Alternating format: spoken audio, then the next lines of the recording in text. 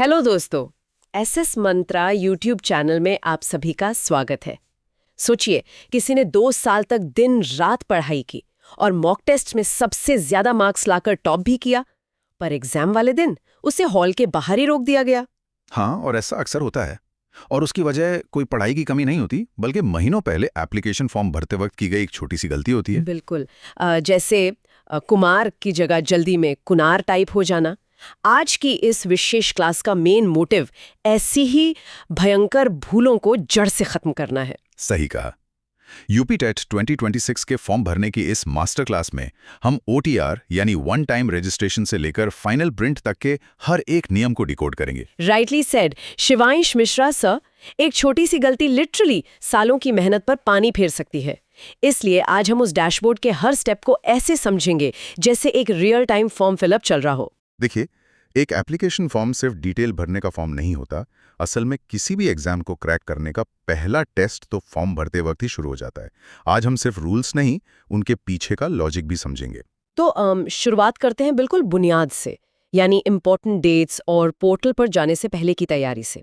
UP TET 2026 के लिए apply करने की लास्ट डेट 26 अप्रैल 2026 तय की गई है। पर यहाँ एक बहुत आम समस्या देखने को मिलती है।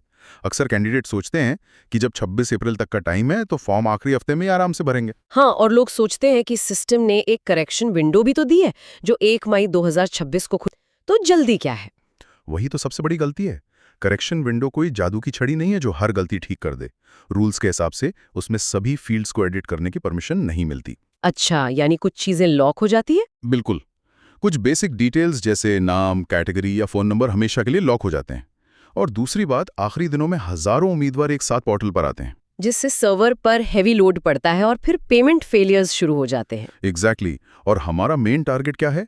परीक्षा की तिथियां जो 2, 3 और 4 जुलाई 2026 तय की गई हैं, इसलिए पहली बार में ही सटीक जानकारी देना सबसे बेहतर स्ट्रेटेजी है।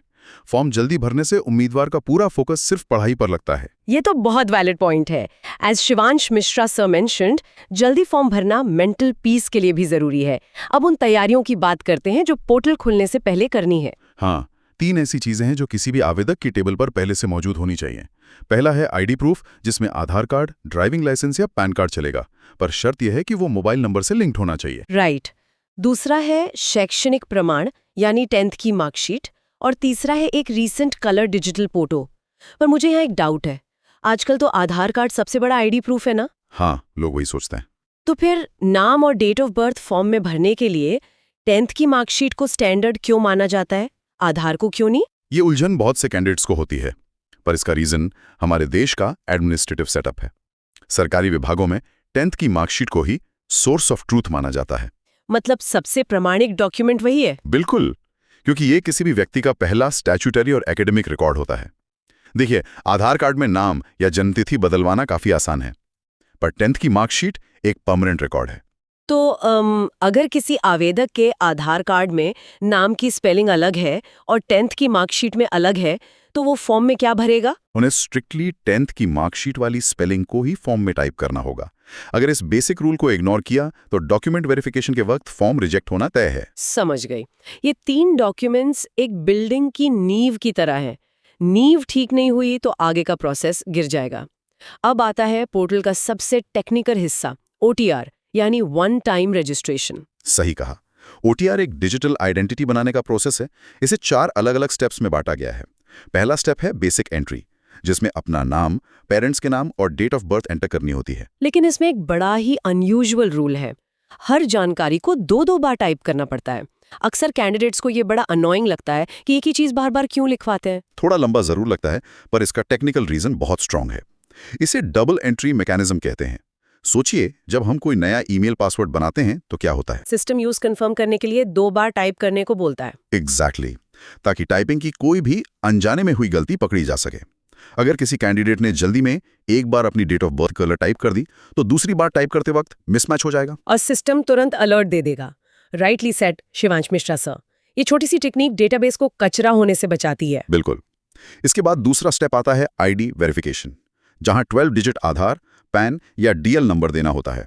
और तीसरा स्टेप है OTP ऑथेंटिकेशन, यहीं पर उस बात का मतलब क्लियर होता है कि पहचान पत्र मोबाइल नंबर से लिंक्ड क्यों होना चाहिए, क्योंकि आधार सर्वर से सीधे ओटीपी आता है, राइट? हाँ, एकदम ठीक पकड़ा। और चौथे स्टेप में ईमेल और कॉन्टैक्ट वेरिफिकेशन होता है, जहां ईमेल आईडी और मोबाइल नंबर को अलग-अलग ओटीपी से कंफर्म करते हैं, ताकि एडमिट कार्ड आवेदक तक ठीक से पहुंच सके। पर इन सब में सबसे ज्यादा चर्चा तो परफेक्ट लाइव फोटो नियम की होती है। नोटिफिकेशन कहता है कि बैकग्राउंड बिल्कुल क्लियर और लाइट होना चाहिए और नजर बिल्कुल स्ट्रेट इनटू द कैमरा होनी चाहिए। हाँ, और ये बहुत ही स्ट्रिक्ट रूल है। तो मतलब कोई नॉर्मल कैजुअल सेल्फी यहाँ काम नहीं आएगी? नॉर्मल सेल्फी बिल्कुल काम नहीं आएगी। इसके पीछे एक बहुत बड़ा टेक्नोलॉजिकल बदलाव है। आजकल एग्जाम सेंटर्स पर प्रॉक्सी कैंडिडेट्स यानी किसी और की जगह एग्जाम देने वालों को रोकने के लिए एआई बेस्ड वेरिफिकेशन होता है। ओह, फेशियल रिकग्निशन वाला सिस्टम? बिल्कुल। जब कैंडिडेट एक लाइट बैकग्राउंड जैसे व्हाइट या लाइट ब्लू दीवार के सामने खड़े होकर सीधा कैमरा में देखता है, तो एआई एल्गोरिदम फेस की मैपिंग बहुत सटीक तरीके से करता है। तो अगर बैकग्राउंड डार्क हुआ या चेहरा थोड़ा सा भी एंगल पे हुआ तो क्या होगा? तो एग्जाम सेंटर पर जब कैमरा उनका फेस वेरीफाई करेगा, वो मैच नहीं होगा और उम्मीदवार को अंदर जाने से रोका जा सकता है। बाप रे, ये तो काफी सेंसिटिव है। ध्यान रखने वाली बात है, एक और साइबर सिक्योरिटी का रूल है, पासवर्ड स्ट्रेंथ मैट्रिक्स। हाँ, पासवर्ड भी काफी स्ट्रांग बनाना पड़ता है। उसमें कम से कम 8 कैरेक्टर्स होने चाहिए और capital letters, small letters, numbers और स्पेशल कैरेक्टर्स जैसे @ या हैश का कॉम्बिनेशन अनिवार्य है। कुछ लोग पूछते हैं कि एक साधारण एग्जाम फॉर्म के लिए इतना लंबा पासवर्ड क्यों चाहिए? देखिए, आजकल एग्जाम फॉर्म का डेटाबेस किसी बैंक अकाउंट जितना ही सेंसिटिव हो गया है। एक कैंडिडेट के OTR प्रोफाइल में उसकी सारी मार्कशीट्स, एड्रेस और आधार डिटेल्स होती हैं। हाँ, ये सारी पर्सनल जानकारी अगर हैक हो जाए तो आइडेंटिटी थेफ्ट का खतरा होता है। सही कहा। अगर कोई कमजोर पासवर्ड बनाएगा तो अकाउंट आसानी से हैक हो सकता है। इसलिए सिस्टम आसान पासवर्ड को एक्सेप्ट ही नहीं करता। चलिए, तो OTR के जरिए डिजिटल आइडेंटिटी तो सेट हो गई। अब आते हैं मेन प्रोफाइल पर, यानी कोर प्रोफाइल सेक्शन, जिसमें पर्सनल डिटेल्स, एड्रेस और एकेडमिक क्वालिफिकेशन भरनी है। इस सेक्शन में सबसे पहले बात आती है कैटेगरी और रिजर्वेशन की। यहाँ एक नियम बिल्कुल स्पष्ट कर दिया गया है कि अन्य राज्यों यानी अदर स्टेट्स के उम्मीदवार यूपी टेट में जनरल कैटेगरी में ही गिने जाएंगे। ये रूल थोड़ा हार्श नहीं लगता? ऐसा क्यों होता है? हार्श लगता है, पर यह देश भर में आरक्षण का एक स्टैंडर्ड एडमिनिस्ट्रेटिव नियम है। किसी भी राज्य का आरक्षण लाभ सिर्फ उस राज्य के मूल निवासियों यानी डोमिसाइल होल्डर्स के लिए होता है। अच्छा, यानी अगर कोई कैंडिडेट अपने स्टेट में OBC या SC कैटेगरी में आता है, लेकिन वो यूपी टेट का फॉर्म भर रहा है, तो उसे यहाँ जनरल की तरह ही ट्रीट किया जाएगा। एग्जैक्टली। वहीं दूसरी तरफ जो कैंडिडेट्स यूपी के ही निवासी हैं और रिजर्वेशन क्लेम करना चाहते हैं, उनके पास एक वैलिड सर्टिफिकेट होना जरूरी है। सिर्फ फॉर्म में OBC या EWS टिक कर देना काफी नहीं होता। उन्हें उस सर्टिफिकेट का नंबर, इश्यू डेट और उसे जारी करने वाली अथॉरिटी का नाम डिटेल्स में भरना होता है। हाँ, और यही नियम दिव्यांग यानी PH आवेदकों पर भी लागू होता है। उन्हें अपना UID नंबर स्पेसिफिकली भरना पड़ता है। एज शिवांश मिश्रा सब मेंशन्ड, बिना सर्टिफिकेट डिटेल्स के कोई क्लेम वैलिड नहीं होगा। उसके बाद आता है एड्रेस सेटअप, जो काफी सिंपल है। एक परमानेंट एड्रेस और एक कॉरेस्पॉन्डेंस एड्रेस। अगर दोनों सेम हैं तो बस सेम एज वाले बटन पे क्लिक कर दीजिए। हाँ, वो तो ठीक है, लेकिन इस प्रोफाइल का जो सबसे ट्रिकी और ध्यान देने वाला हिस्सा है, वो है एकेडमिक क्वालिफिकेशन। 10वीं और 12वीं में तो बोर्ड का नाम, सब्जेक्ट्स और मार्कशीट नंबर दर्ज करना होता है, पर ग्रेजुएशन को लेकर काफी स्ट्रिक्ट इंस्ट्रक्शंस हैं। हाँ, ग्रेजुएशन वाले कॉलम में यूनिवर्सिटी का पूरा नाम यानी फुल नेम लिखना अनिवार्य है। किसी भी तरह का शॉर्ट फॉर्म बिल्कुल अलाउड नहीं है। अगर कोई शॉर्ट फॉर्म लिख दे तो इसमें क्या नुकसान हो सकता है? नुकसान डेटा मैपिंग में होता है। सोचिए, एक स्टेट में LU का मतलब लखनऊ यूनिवर्सिटी होता है, पर वही LU किसी दूसरी जगह कुछ और भी हो सकता है। ओह, तो डेटाबेस उन शॉर्ट फॉर्म्स को रिकॉग्नाइज नहीं कर पाएगा। सही कहा। वेरिफिकेशन के वक्त एनोमलीज आती हैं। इसलिए कैंडिडेट्स को पूरी तरह से छत्रपति शाहूजी महाराज यूनिवर्सिटी या लखनऊ यूनिवर्सिटी ही टाइप करना चाहिए। इसके साथ ही BEd या DELED की एग्जैक्ट डिटेल्स भी देनी होती हैं। यहाँ पर एक और बड़ा मुद्दा सामने आता है।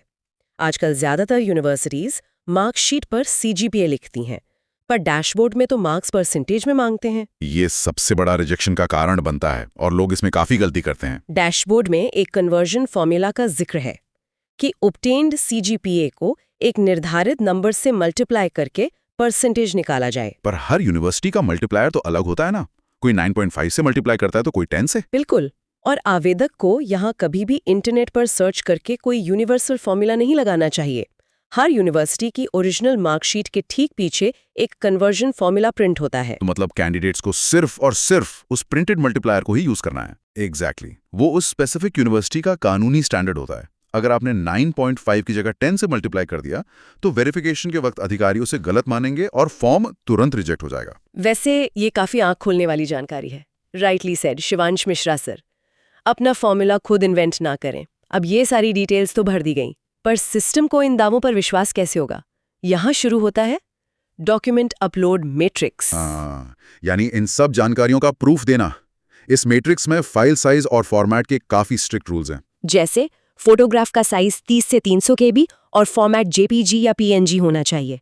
बैकग्राउंड का रूल हम ऑलरेडी डिस्कस कर चुके हैं। और सिग्नेचर का साइज 10 से 200 KB होना चाहिए, फॉर्मेट JPG या PNG। पर इसमें एक स्पेशल कंडीशन है कि सिग्नेचर हमेशा सफेद पेपर पर ब्लू या ब्लैक पेन से ही करना है। फिर मार्कशीट्स आती हैं, उन्हें 50 से 500 KB के बीच सिर्फ PDF फॉर्मेट में अपलोड करना होता है। मेरा सवाल यह है कि मार्कशीट्स के लिए PDS क्यों और साइज भी बड़ा क्यों रखा गया है? इसका रीजन रीडेबिलिटी है। सिस्टम को फास्ट रखने के लिए छोटा साइज जरूरी है, पर फोटो और सिग्नेचर में सिर्फ एक इमेज होती है, इसलिए उनका साइज छोटा रखा गया है। लेकिन मार्कशीट्स में तो छोटे छोटे नंबर्स और टेक्स्ट होते हैं। वही तो, अगर मार्कशीट को 30 KB की इमेज बना दिया तो कंप्रेशन की वजह से वो ब्लरी हो जाएगी। वेरिफिकेशन करने वाले अधिकारी को PDF में हर एक डिजिट साफ साफ दिखाई देना चाहिए, इसलिए PDF फॉर्मेट और थोड़ा बड़ा साइज अलाउड है। समझ गई। एक और स्पेशल रूल फोटो ID जैसे आधार को लेकर है।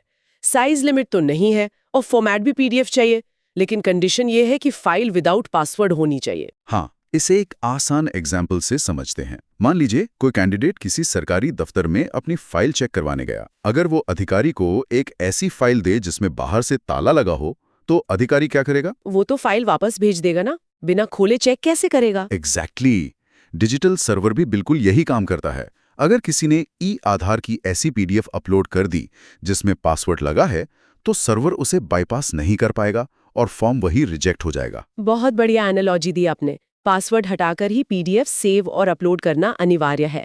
अब फॉर्म के उस हिस्से पर आते हैं जो काफी सेंसिटिव माना जाता है, हैंड रिटन डिक्लेरेशन यानी स्व घोषणा पत्र। ये थोड़ा मेहनत वाला काम लगता है कैंडिडेट्स को। हाँ, इसे एक सफेद कागज पर आवेदक को अपनी हैंड राइटिंग में हिंदी और इंग्लिश दोनों भाषाओं में लिखना होता है। जैसे, मैं शपथ पूर्वक अभिभावन करता हूँ कि भरी गई जानकारी सही है। और इंग्लिश में, आई solemnly declare that all information is correct। पर इस डिजिटल एज में जहां OTP और डिजिटल सिग्नेचर अवेलेबल हैं, वहां इस पुराने ढंग से हाथ से लिखवाने की क्या जरूरत है? क्या चेकबॉक्स पर आई एग्री क्लिक करना काफी नहीं होता? देखिए, चेकबॉक्स पर क्लिक करने को कानून में काफी वीक एविडेंस माना जाता है। कैसे? अक्सर फ्रॉड पकड़े जाने पर लोग कह देते हैं कि अरे, साइबर कैफे वाले ने गलती से चेकबॉक्स टिक कर दिया होगा, हमें तो कुछ पता ही नहीं। लेकिन जब आवेदक अपने हाथ से दोनों भाषाओं में डिक्लेरेशन लिखता है तो वो लीगली बाइंड हो जाता है। ओह, यानी ये कानूनी शपथ की तरह काम करता है? बिल्कुल, ये एंटी फ्रॉड मेजर है। ये पूरी लीगल लायबिलिटी साइबर कैफे से हटाकर सीधे आवेदक पर डाल देता है। कल को अगर कोई फ्रॉड निकला तो हैंडराइटिंग मैच करके इजीली प्रूफ किया जा सकता है कि फॉर्म उसी व्यक्ति ने भरा था। वाह, ये तो सच में बहुत सॉलिड नियम है। Rightly state Shivansh Mishra sir. अब जब सारे प्रूफ्स अपलोड हो गए हैं तो हम इस लंबी प्रक्रिया के फाइनल हर्डल पर आ चुके हैं। यहाँ आवेदक को अपनी क्वालिफिकेशंस के हिसाब से सही पेपर और स्ट्रीम चुननी होती है। यूपी टेट में 2 तरह के पेपर होते हैं। राइट। पेपर 1 जो प्राइमरी यानी क्लास 1 से 5 तक के लिए होता है, इसके लिए ग्रेजुएशन और DLED होना अनिवार्य है। और पेपर 2 अपर प्राइमरी यानी क्लास 6 से 8 तक के लिए होता है। इसमें ग्रेजुएशन या पोस्ट ग्रेजुएशन के साथ BEd का होना जरूरी होता है। इसके बाद आवेदक को अपनी स्ट्रीम सेलेक्ट करनी होती है। साइंस वाले साइंस एंड मैथमेटिक्स चुनेंगे और आर्ट्स या कॉमर्स वाले सोशल साइंस या आर्ट चुनेंगे। यहाँ एक छोटी सी डिटेल गवर्नमेंट टीचर्स के लिए भी है। उन्हें अपना मानव संपदा कोड दर्ज करना होता है जो उनकी इन सर्विस आइडेंटिटी को पोर्टल से मैप कर देता है। हाँ, ये उनके लिए इम्पोर्टेंट है। पर इन सब के बाद डैशबोर्ड पर एक सबसे कड़ी चेतावनी यानी एक रेड अलर्ट पॉपअप होता है, नो मॉडिफिकेशन अलाउड। ये वार्निंग बहुत डरावनी लगती है पर जरूरी है। इसका सीधा सा मतलब है कि सबमिट बटन दबने के बाद फॉर्म हमेशा के लिए लॉक हो जाएगा।